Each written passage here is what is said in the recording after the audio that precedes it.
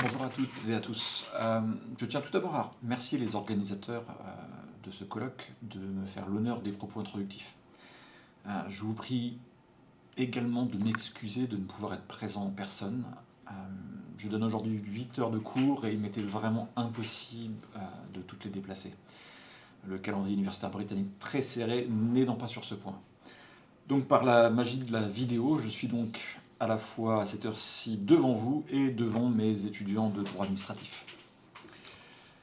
J'avoue qu'après avoir reçu l'invitation des organisateurs à ouvrir ce colloque, par des propos introductifs sur les origines sociales et historiques des cliniques juridiques, je me suis sincèrement demandé ce que j'allais pouvoir développer de différent de ce qui existait déjà et notamment des contributions que j'avais déjà pu écrire.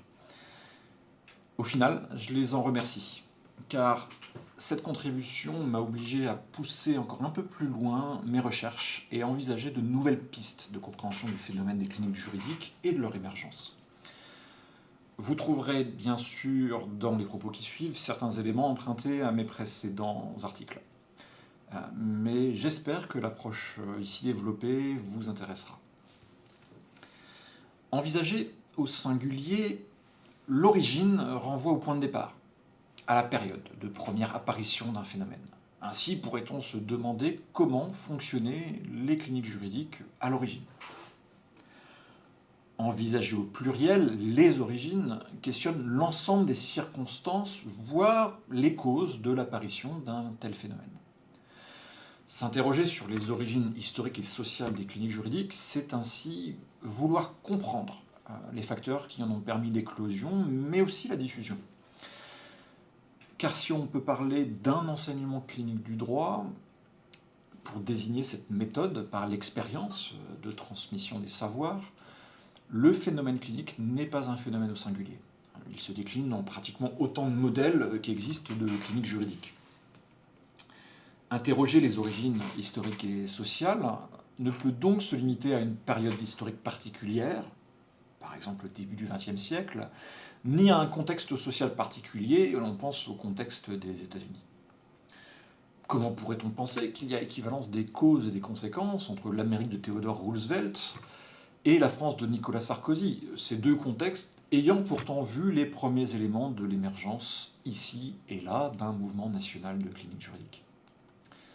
C'est justement dans l'étude des points communs et des différences que nous pourrons comprendre les origines historiques et sociales de ces cliniques. Face au temps nécessairement limité qui m'est imparti en cette matinée, j'ai fait le choix de concentrer mes propos presque uniquement sur ces deux contextes, USA, États-Unis et France. Mais l'étude mériterait d'être faite de manière plus large, notamment au regard de l'impact des financements de fondations américaines dans d'autres contextes. Je pense à contexte africain ou à celui d'Amérique latine notamment. Dans tous les cas, je voudrais commencer par un détour historique quant à l'émergence des cliniques médicales. Ce détour m'a semblé nécessaire, notamment parce qu'il nous donne de réels indices pour comprendre les origines des cliniques juridiques, au-delà de la simple transposition d'une méthode d'enseignement. Il est en effet difficile de parler d'enseignement clinique sans faire référence à la médecine. Le terme lui-même, dans l'esprit d'à peu près tout le monde, renvoie à la médecine. En Occident, l'apparition de l'enseignement clinique, et c'est intéressant, l'enseignement clinique de la médecine est en lien avec la transformation des hospices médiévaux en véritables hôpitaux. L'hôpital chrétien du Moyen-Âge n'est en effet pas encore ce lieu où l'on dispense exclusivement des soins médicaux. Il est avant tout celui qui accueille les plus vulnérables, que ce soit les malades pauvres, mais aussi les vieillards, les infirmes, les enfants orphelins, les enfants abandonnés.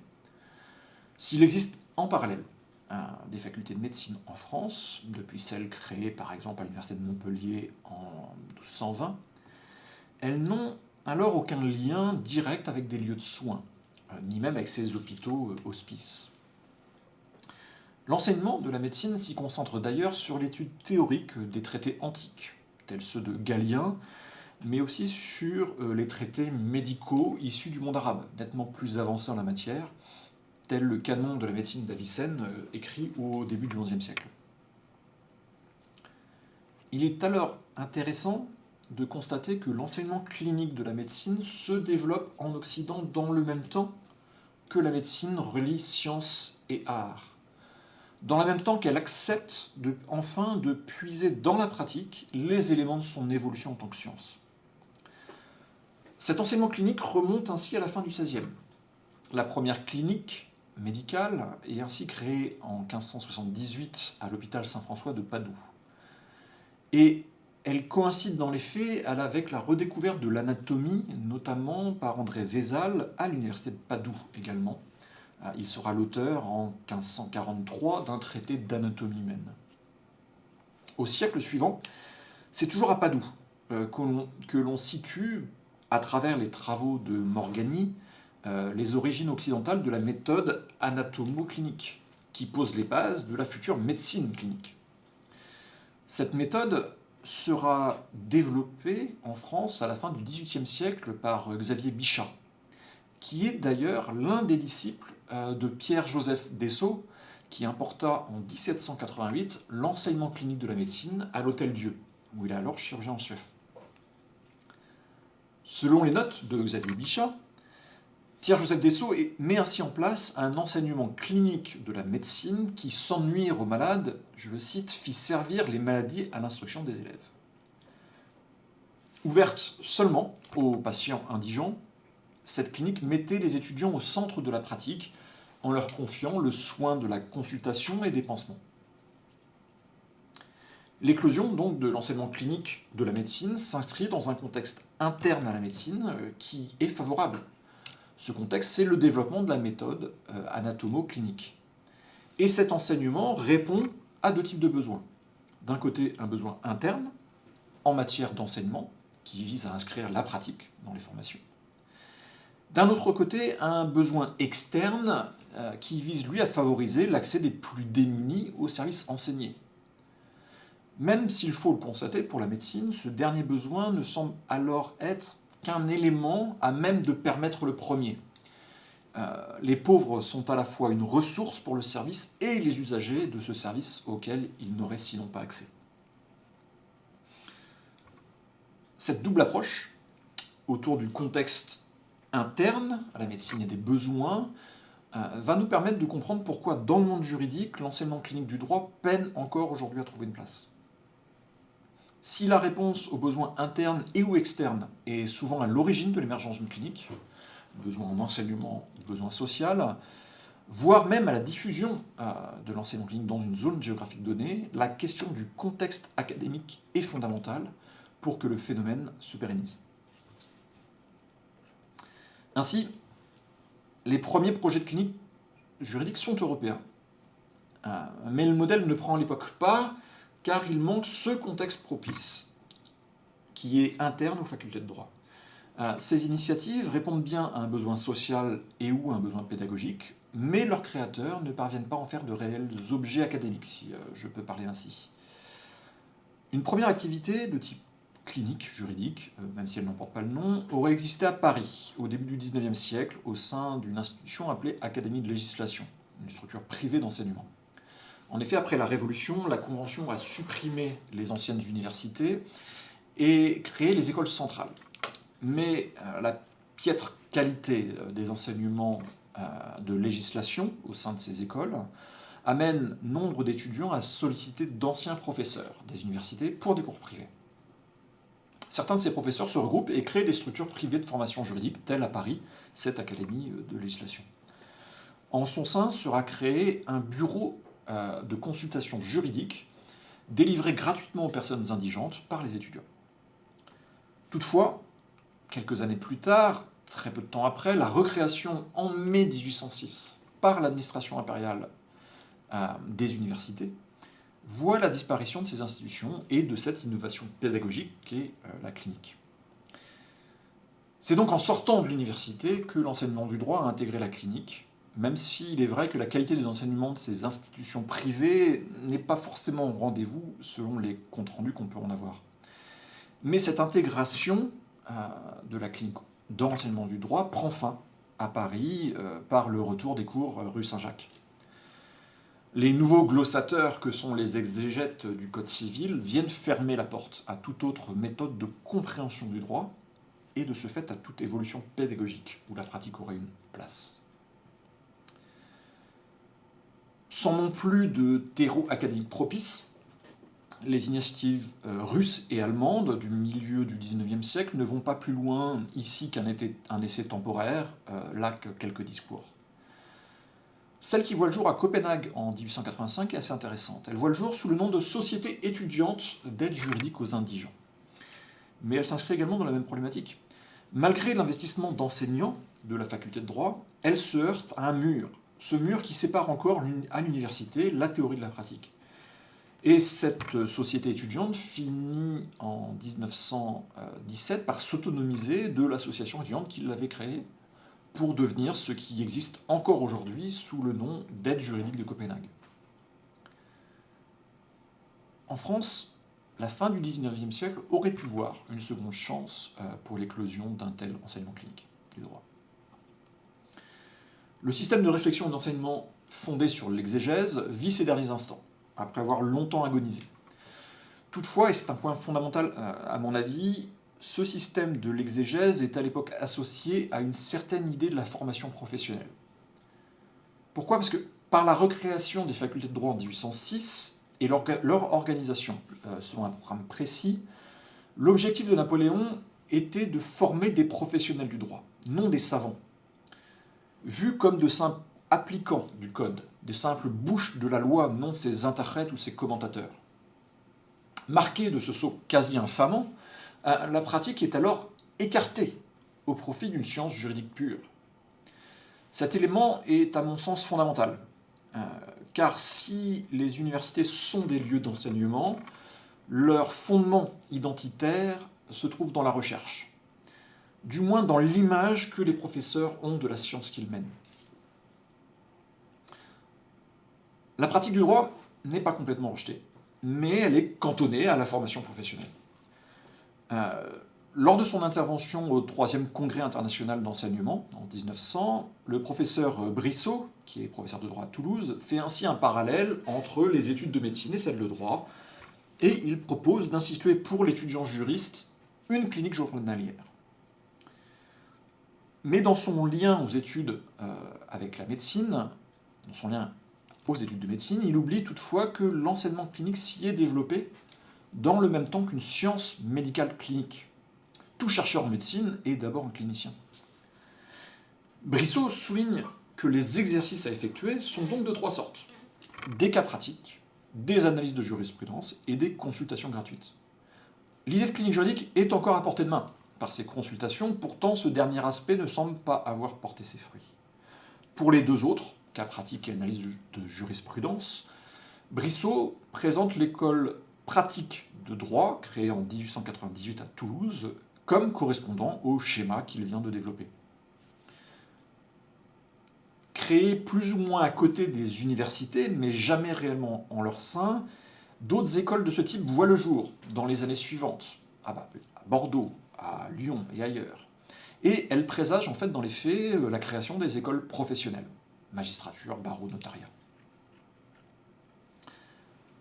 Au-delà de son cantonnement à la formation professionnelle, il faut voir en fait que l'étude pratique du droit n'est alors qu'une étude de la pratique du droit. En 1927, lorsqu'il parle de clinique juridique, Julien Bonnecase en fait non pas un apprentissage au chevet du malade, mais l'apprentissage de ce que le médecin, ici le juriste, fait au chevet du malade. Et la différence est importante. Cette approche regroupe alors l'enseignement des actes juridiques, qu'il nomme clinique externe, et celui des compétences professionnelles du juriste, qu'il nomme clinique interne.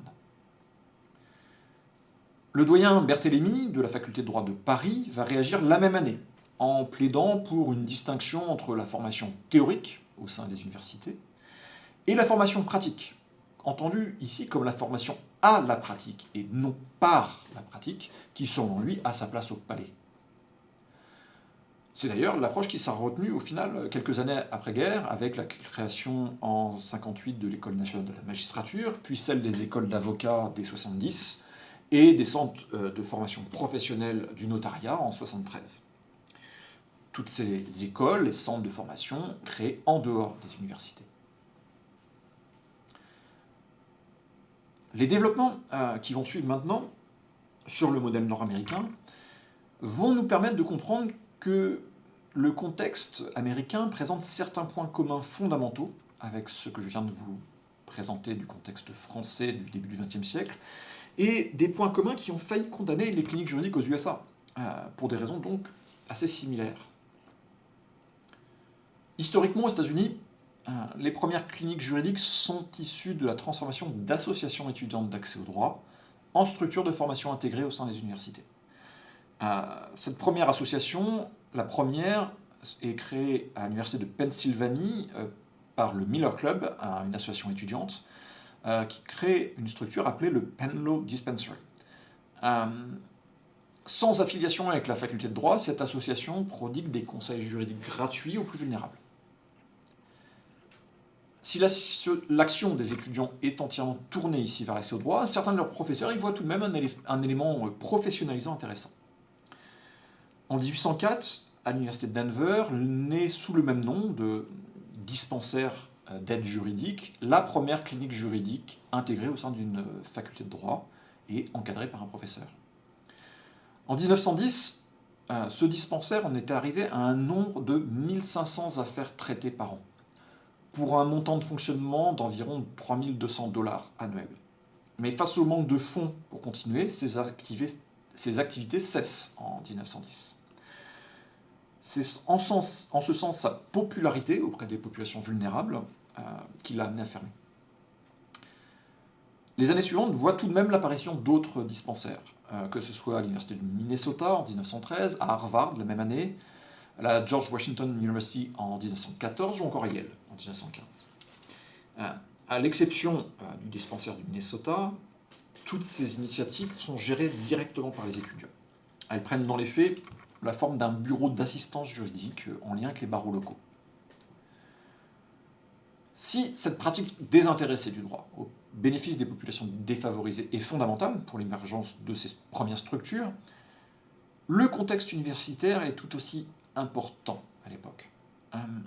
Les premières cliniques juridiques apparaissent de fait peu de temps après la création de nombreuses facultés de droit.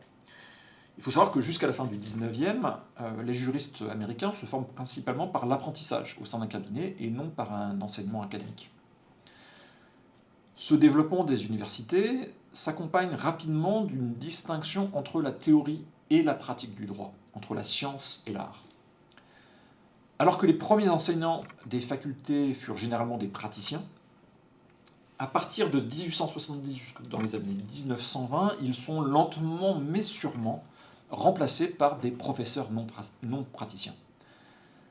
Et ce mouvement s'inscrit en parallèle de la mise en œuvre de la case method, développée par le doyen Langdell à Harvard.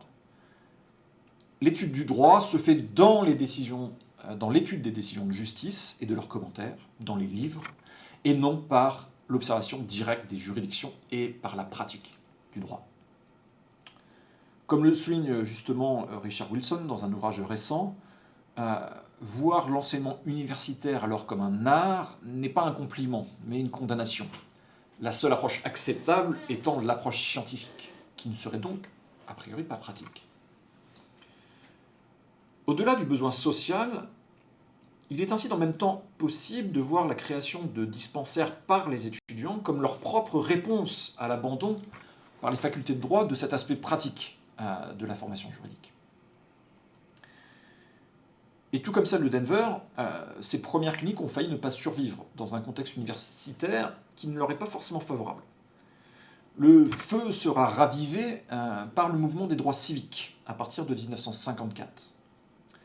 Dans ce contexte social spécifique, les cliniques juridiques sont en effet vues par les grandes fondations de l'époque, telle la fondation Ford, comme un projet de justice sociale au profit des plus vulnérables. Comme le fer de lance d'une politique privée d'assistance juridique que l'État ne prend alors pas en charge. Pour enfoncer le clou, ce mouvement reçoit un autre soutien d'importance, celui du barreau américain, l'American Bar Association, qui inclut à terme l'enseignement expérientielle du droit comme une condition de l'accréditation d'une faculté de droit. Cette accréditation par le barreau est une condition indispensable pour qu'un diplômé de la faculté puisse passer l'examen du barreau. Et ce mouvement ne s'est pas fait sans heurts, sans opposition du monde académique traditionnel. Entre 1970 et les années 2000, dans la quasi-totalité des universités américaines, les enseignants cliniciens n'ont alors pas de contrat permanent et ne peuvent pas participer aux instances communautaires de décision.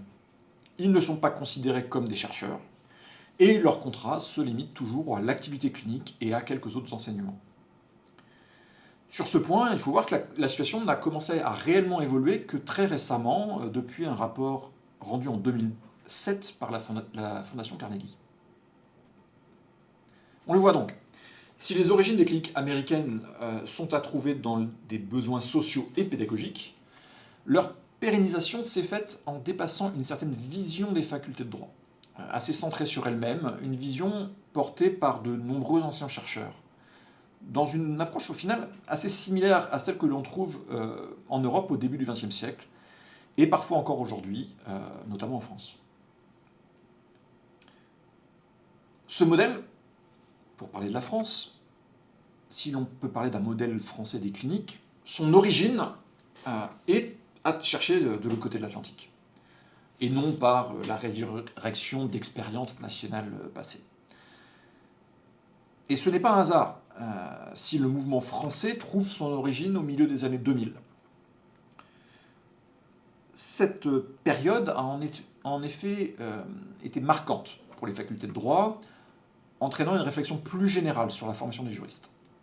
Tant les réformes issues du processus de Bologne que l'émergence d'une compétition nationale et internationale sur la délivrance des diplômes viennent ébranler un modèle d'enseignement qui était ancré jusque-là dans une tradition que l'on peut dire séculaire.